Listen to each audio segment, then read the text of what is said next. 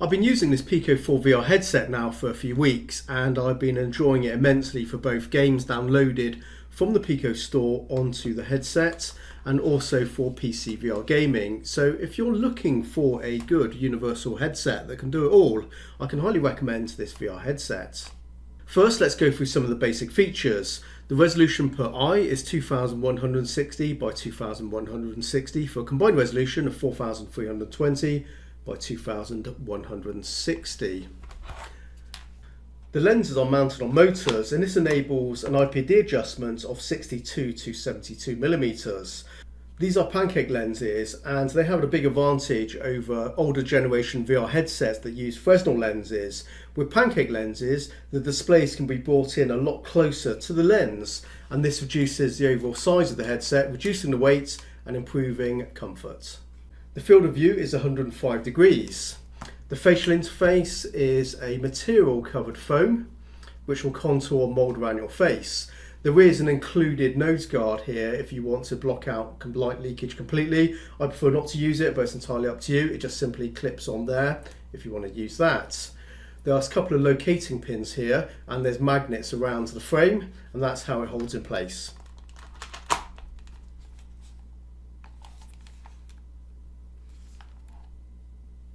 There are two versions of the PICO 4, and the difference is the onboard storage. This one has 128 gigabytes. There is a slightly more expensive one which has 256 gigabytes.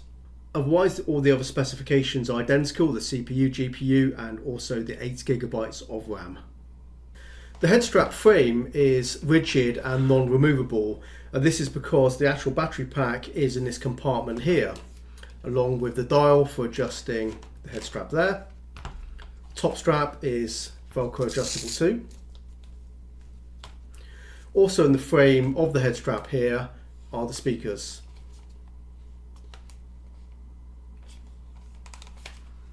And along the top are the volume controls. To keep the CPU and GPU cool, there is an inbuilt fan, and that's the grill for the fan. There's a grill on the top and there's a grill on the bottom.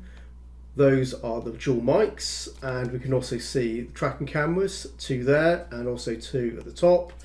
And right in the center there is the full color pass-through camera. On this side we can see the charge and data port, and on the other side is the power light and also the power button. First thing to note about these controllers is I have added a third-party knuckle strap. So this is an accessory from AMVR. Now personally I prefer using knuckle straps with these types of controllers because they help me keep the controller in my hand very securely, and that's my preference. So the controllers do come with some basic wrist straps, and they're absolutely fine, but I just find these to be a little bit more usable. So that's my preference. As you can see, they work very nicely with these controllers.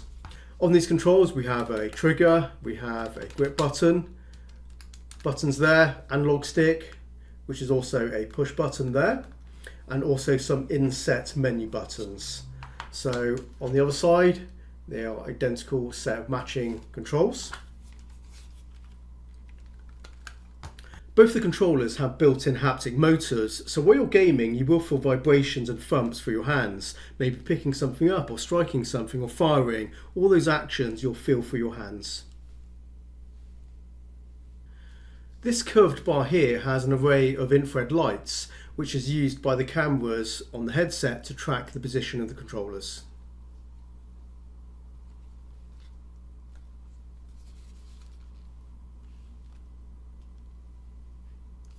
To access the battery compartment, you slide this little latch here and the whole drawer will flip out like so, and you can access the batteries. I'm still using the first set of batteries that came shipped with my controllers, and I've been using them for several weeks, so they do last a long time.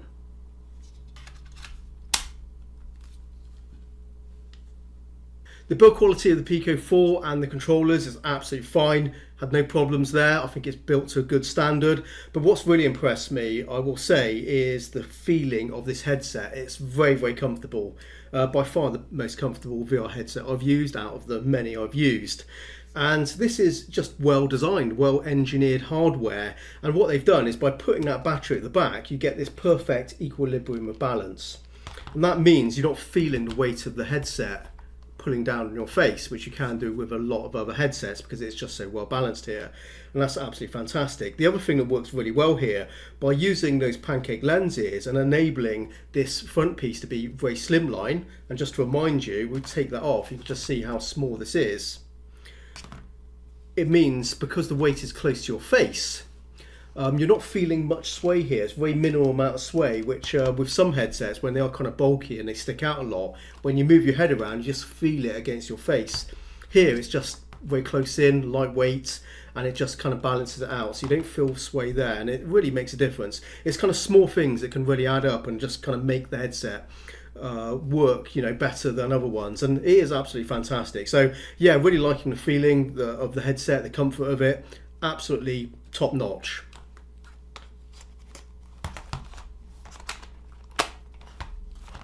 Okay, let's move on and take a look at the PICO software. The initial setup involves connecting to your Wi-Fi network and registering an account, plus setting up your play area boundary using the pass-through camera and a controller. Play area boundaries are saved to the headset. I don't know how many it saves, but I do have 2 rooms set to my device, and they are both recognised when I power on the headset. You can draw your play area boundary manually or use one of the preset circles. You can also edit the boundaries whenever you need to, even during gaming, by bringing up the PICO UI and going to the settings. When you venture near to the boundary, a visible grid is shown. There's also a setting that will make the controllers vibrate as you get close to the edge. And if you do move beyond the boundary, the pass-through camera will kick in and you will see your environment. It works very well and does ensure you don't walk into a wall or furniture. Let me share this quick tip. I place a mat in the centre of my play area, and that gives me a physical reference point I can stick to. Another step in the setup is the IPD setting. The motorised lenses move in 0.5mm increments. Simply look ahead and use the plus and minus icons to adjust this. When the view in front of you looks its sharpest, that's your IPD setting done.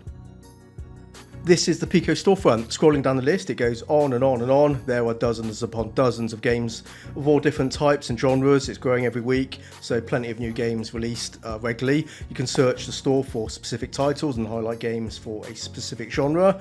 So you'll find something for you, indeed. There's something here for everyone.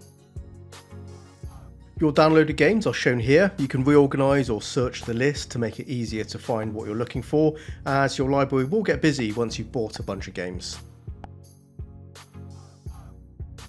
Titles you own but not installed on the headset can be found under this section. As a PICO 4 owner, you'll be managing the storage, occasionally needing to uninstall apps to free up space for others. Of course, whatever you own and delete from your headset can be downloaded later again. There's a built-in web browser, so if you're not gaming, you can surf the net. We also get a movie player. This will play back your headset recordings or video files you've copied over to your PICO 4. In addition, which is really neat, is if you have a NAS drive, you can play those video files over your network too. I don't want to labour around detailing every option in the user interface, as there is a lot of stuff there to explore, but that's for you to kind of find out when you get yours. So what we're going to do next is get into some gaming and talk about what it's like to use the PICO 4 in action. Possibly the best example of the capability of this hardware is Red Matter 2. The visuals are gorgeous, detailed and sharp, and of course this is not just because the game sports impressive graphics. We can also thank the high resolution displays sitting behind those pancake lenses.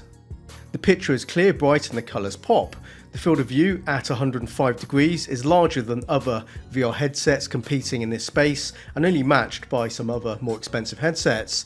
Beyond 105 degrees, you'll need to set your sights on a particular brand of bulky PC-only tethered VR headsets that feel cumbersome, especially when playing active room scale games like Pistol Whip.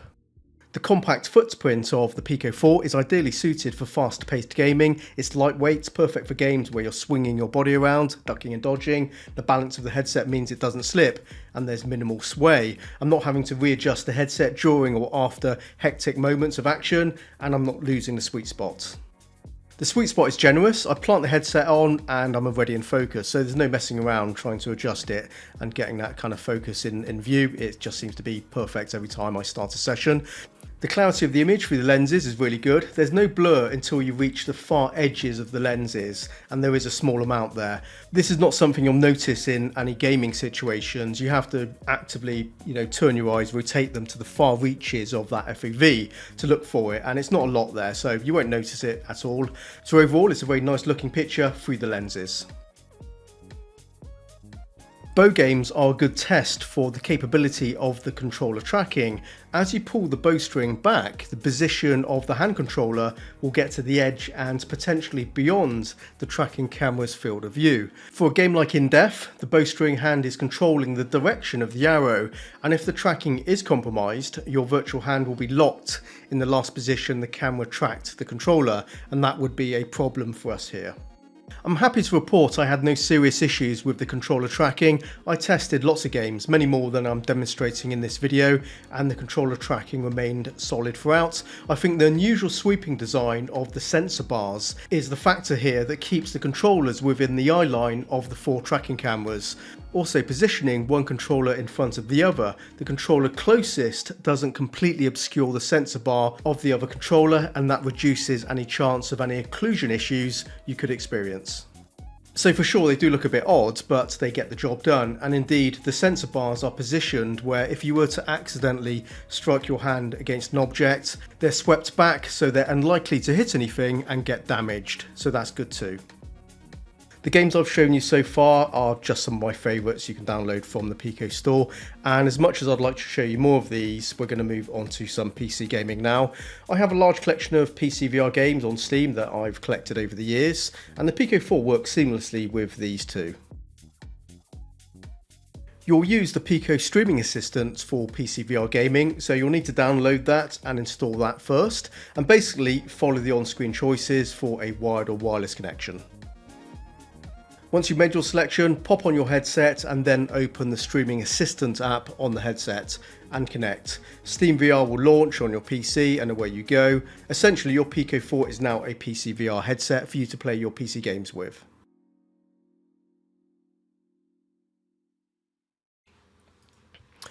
Okay, that was very much a quick start guide on how to get up and running, but there is a bit more to it than this, as you will want to return back to the Streaming Assistant software. Go to the settings and you'll see a menu of new options you can play around with. Now this is very much dependent on the performance of your PC to what you're going to set the settings to. So there's no right or wrong answer. It's very much experimentation here, and also in the in-game graphics settings of any particular game. In addition, take note of the performance panel feature. Toggle this on for a very useful overlay that provides real-time performance stats during gaming. When you're tuning settings, this provides essential information so you can scrutinize the exact bottlenecks that could be impacting the frame rate. Useful for both wired and wireless, but wireless PC VR gaming is where it will certainly prove to be essential. Keep an eye on the FPS and latency numbers. We want the FPS to be stable and the latency as low as possible. Things are looking pretty good here, and if you can maintain the total latency under 50 milliseconds, you should generally have a good time with smooth gameplay. Nailing a stable wireless PC VR gaming connection can be a challenge. Lag or occasional stutters relating to the network connection is frustrating and game breaking. So investing in a mid or high end Wi-Fi 6 gaming router definitely makes a difference. Once you've got used to the freedom of tether-free room scale VR gaming, it's hard to go back to a wired setup when you notice that the difference between a wired and a wireless setup, the freedom of movement and having that sort of wire hanging off the back, it impedes your movement when you're turning around. You can twist up the wire, you can step on the cable, there's all sorts of problems you can get there. It really is a much nicer experience when you go wireless. So yeah, if you need to spend a little bit more and buy a decent gaming router, personally I think it's worth it, but it's entirely obviously up to you. If you do struggle with your wireless PC VR gaming setup with your PICO 4 when you get it, it certainly won't be an issue with the headset. It does an absolutely fine job. It will be the gaming PC or the router, or possibly a bit of both. So that's where you're going to want to put your time and energy into. The headset itself is doing a great job here. Let's swing back to more native Pico 4 gameplay footage while I give you my summary. I've had a great time with my Pico 4. This is a premium gaming device, and considering the price, it's really good value for money. The comfort is as good as it gets, and that's a feature I do appreciate a lot, and the visual quality through the lenses is really good too. I completely forgot to mention earlier, the sound from the speakers is clear and loud, and I do like this type of off-ear audio output rather than headphones. When you use headphones, you're insulating your ears, and maybe when you're playing an active VR game, it's not nice to have extra heat build up. So this is, I think, preferable for VR gaming, though you can use headphones if you prefer, but note there is no 3.5mm socket. The Pico 4 does support Bluetooth devices, so Bluetooth headphones and controllers can be connected. I experienced no issues throughout my testing that diminished any facility of the headset in its use. It's been just a great performer playing both native Pico games and PC games. It's been just great. I'm enjoying my Pico 4 a lot. It's getting used every day since I got it, so I can certainly recommend it. Pico have done a stellar job here. If you're thinking about getting one for yourself, you will need to consider, do you go for the 128 or 256GB version? So will you likely be spending your time entirely playing just Pico games you download from their store? Or are you also a PC VR gamer, or maybe exclusively a PC VR gamer? There's no reason why you can't get this if you are just looking for a PC VR headset, as it is completely suitable for that.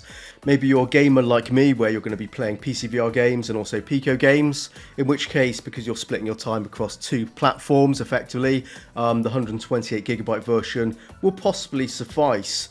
But if the Pico 4 is definitely going to be your only VR gaming device, I would certainly consider getting that 256GB edition. You might regret it later otherwise, as that storage is fixed and can't be expanded, and when you start kind of packing that drive, that storage with games, it can fill up quite quickly, and there are a lot of games out there, a lot of great games out there that you'll want to play. So that's the only problem you'll have to deal with, basically too much fun. But yeah, there it is. Anyway guys, thanks for watching this one. Hope you enjoyed it, hope you found it useful, and thank you for subscribing. I'll catch you in the next one, and until next time, take care and bye bye for now.